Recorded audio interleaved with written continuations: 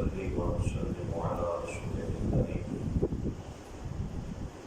أما بعد فأعوذ بالله من الشيطان الرجيم بسم الله الرحمن الرحيم لن يستنكف المسيح أن يكون عبدا لله ولا الملائكة المقربون ومن يستنكف عن عبادته ويستكبر فسيحشرهم إليه جميعا فأما الذين آمنوا وعملوا الصالحات فيوفيهم أجورهم ويزيدهم من فضله وأما الذين استنكفوا واستكبروا فيعذبهم عذابا أليما ولا يجدون لهم من دون الله وليا ولا نصيرا يا أيها الناس قد جاءكم برهان من ربكم وأنزلنا إليكم نورا مبينا فأما الذين آمنوا بالله واعتصموا به فسيدخلهم في رحمة منه وفضل ويهديهم إليه صراطا مستقيما آمنت بالله صدق الله مولانا العظيم إن الله وملائكته يصلون على النبي يا أيها الذين آمنوا صلوا عليه وسلموا تسليما السلام عليك يا رسول الله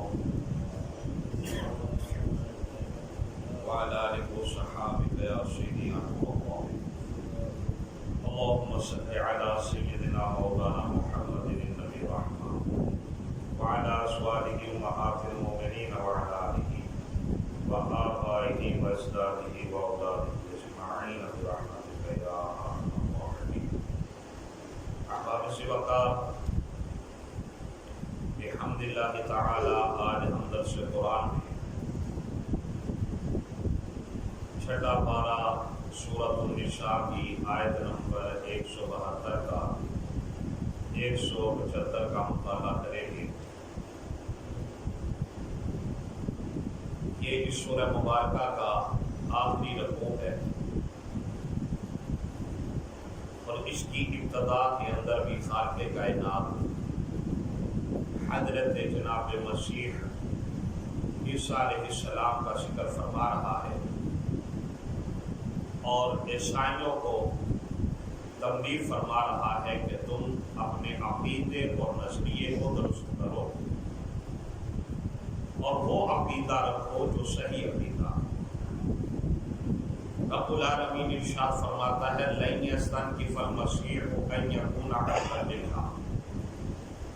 عیسیٰ علیہ السلام کو اس بات سے بالکل آر محسوس نہیں ہوتی کہ وہ اللہ کا بندہ ہے. اس کے شان نزول میں مفسرین کرام فرماتے ہیں کہ عیسائیوں کا ایک وفد سرکار دو عالم صلی اللہ علیہ وآلہ وسلم کی بارگاہ اقدس میں حاضر ہوا. نجران کے عیسائی تھے. وہ کہنے لگے اے محمد صلی اللہ علیہ وآلہ وسلم آپ جو کہتے ہیں کہ حضرت جناب عیسیٰ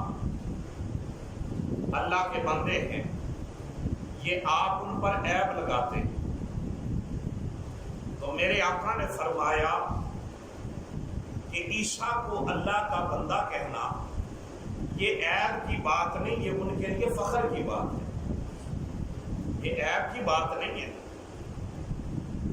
میرے آقا کے اس فرمان کے مطابق رب العالمین نے اس آیہ کریمہ کا نزول فرمایا. رب العالمین فرماتا ہے لن یستنکف المسیح ان یکون عبدا للہ, کہ عیسیٰ کو ہرگز آر نہیں کہ وہ اللہ کا بندہ ہے. وہ اس میں قطعاً آر محسوس نہیں کرتا. ولا الملائکۃ المقربون, اور نہ ہی اس کے مقرب فرشتے.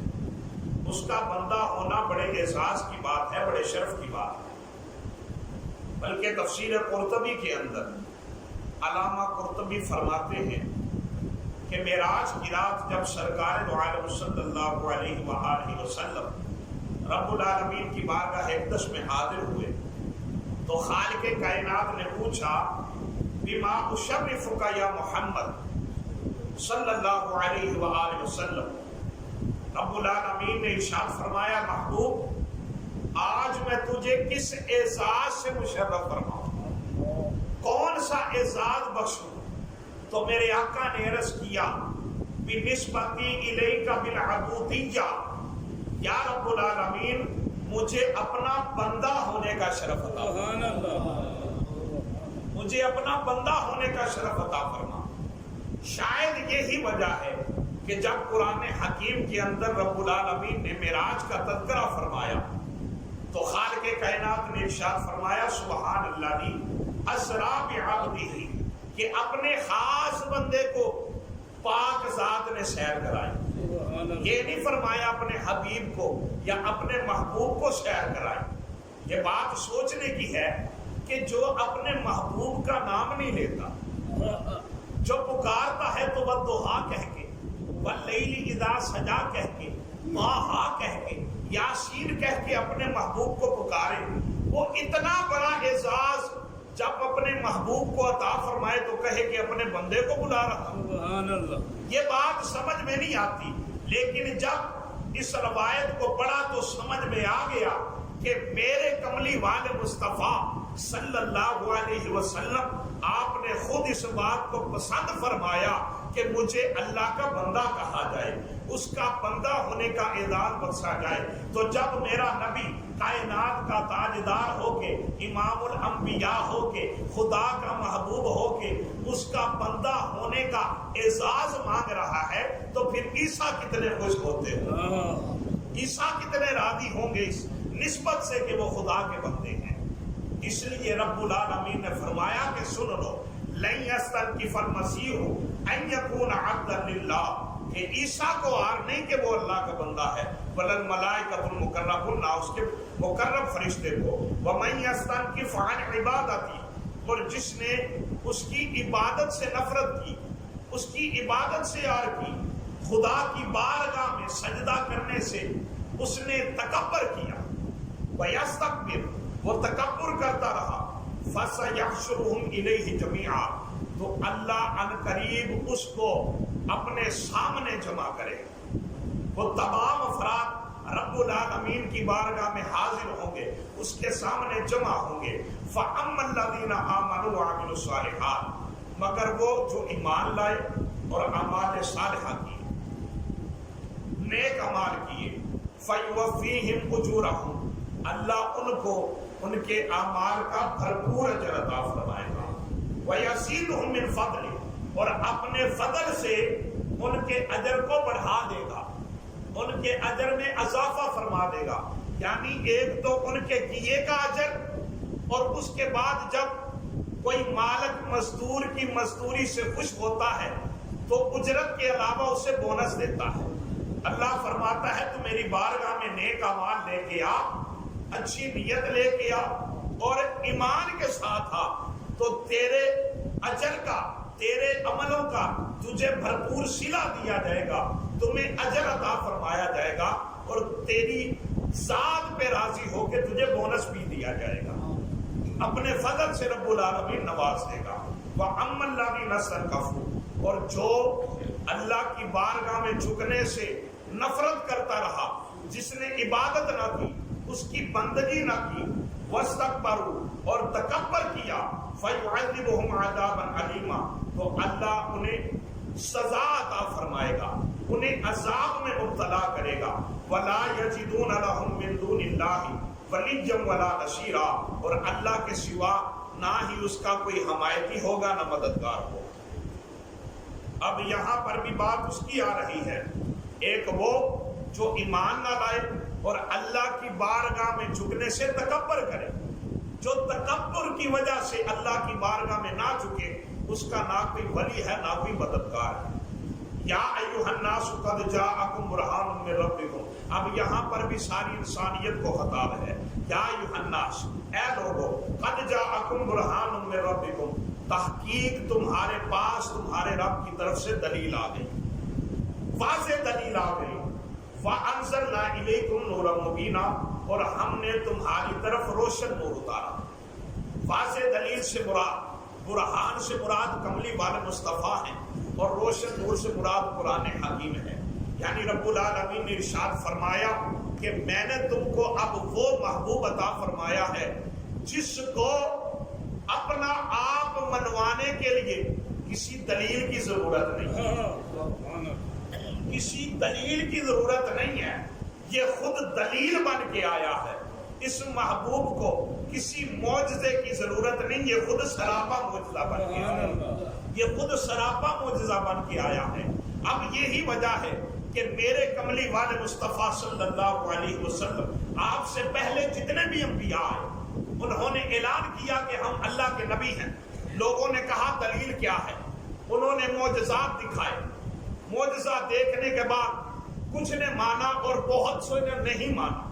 بہت سے لوگ تھے جنہوں نے انکار کیا، چیدہ لوگ تھے جنہوں نے ان پر ایمان لائے، جنہوں نے ان کے نبوت کو، ان کی رسالت کو تسلیم کیا۔ سارے نہیں مانے، لیکن میرے نبی کی ذات وہ ہے، جب آپ نے اعلان نبوت فرمایا تو یہ نہیں کہا کہ معجزہ دکھاتا ہوں۔ لوگوں نے پوچھا دلیل کیا ہے، فرمایا میری 40 سال کی زندگی میری نبوت کی دلیل ہے۔ میری 40 سال کی زندگی، میری زندگی کا ایک ایک لمحہ میری نبوت کی دلیل ہے۔ کیا میں نے تمہارے اندر اپنی عمر کا ایک حصہ نہیں گزارا؟ یہ سورہ یونس کے اندر الفاظ موجود ہیں، قرآن حکیم کے اندر خالق کائنات ارشاد فرماتا ہے فَقَدْ لَبِثْتُ فِيكُمْ عُمُرًا مِّن قَبْلِ، کیا میں نے تمہارے اندر اپنی عمر کا ایک حصہ نہیں گزارا؟ افلا تعقلون، کیا تمہیں عقل نہیں ہے، کیا تمہیں شعور نہیں ہے؟ میری زندگی کے 40 سال تمہارے سامنے، زندگی کا ایک ایک پل، ہر لحظہ تمہارے سامنے ہے۔ بتاؤ میری ذات میں کوئی عیب ہے تو میرے سامنے لاؤ۔ کوئی ایک ذرہ برابر، ذرے کا کروڑواں حصہ بھی عیب تمہیں نظر آئے تو آ جاؤ۔ لوگوں نے زور لگا دیا، لیکن کہا مخالفت اپنی جگہ، حقیقت یہ ہے کہ کملی والے مصطفیٰ کی ذات میں کوئی عیب نہیں، وہ صادق اور امین ہے، ان کی ذات میں کسی قسم کا عیب موجود نہیں ہے۔ سارے کفار زور لگا گئے، لیکن میرے کملی والے مصطفیٰ صلی اللہ علیہ وآلہ وسلم کی ذات اقدس میں ایک ذرہ برابر بھی عیب نہ تلاش کر سکے۔ تو اسی لیے خالق کائنات نے فرمایا یہ میری واضح دلیل ہے، یہ برہان ہے۔ تمہاری طرف واضح دلیل کو بھیجا، قرآن کو بھیجا۔